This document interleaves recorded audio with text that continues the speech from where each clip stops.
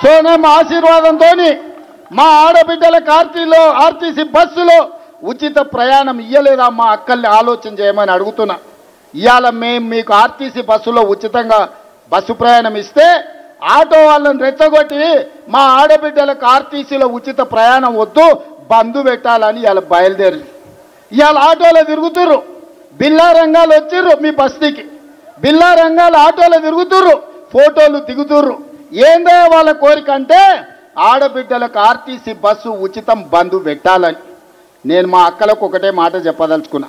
మా అక్కలు చాలా మంది మా పాలమూరు నుంచి అక్కడి నుంచి ఇక్కడి నుంచి వచ్చిన వాళ్ళే ఉన్నారు.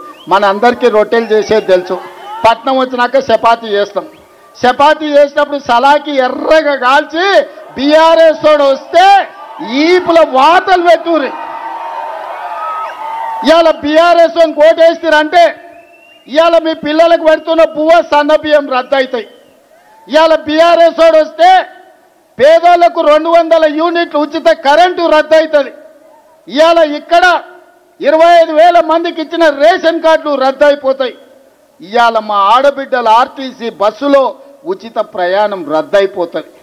ఇవాళ మన ప్రభుత్వం ఉంది, మనం పనిచేసుకుందాం, పేదోళ్ళకు పనిచేస్తాం.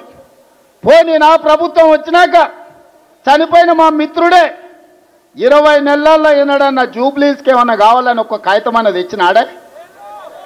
ఈ నియోజకవర్గాన్ని అభివృద్ధి కోసం, మీ డ్రైనేజీ కోసం, లేదా మీ బస్తీల సీసీ రోడ్ల కోసం ఇవాళ హైటెన్షన్ వైర్లు మీ బస్తీల మీద వెంగళరావు నగర్లా పేదోళ్ళ ఇండ్ల మీద నుంచి పోతున్నాయి.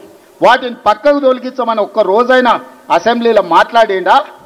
ఒక్కనాడన్నా 3 సార్లు ఎమ్మెల్యే గెలిచిన పెద్ద మనిషి ఎన్నడన్నా అసెంబ్లీలో మీ జూబ్లీహిల్స్ గురించి మాట్లాడిండా?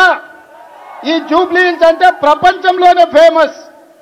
జూబ్లీహిల్స్లో ప్రపంచంలో గుర్తుపట్టనోళ్ళు లేరు. కానీ జూబ్లీహిల్స్ నుంచి ఎమ్మెల్యే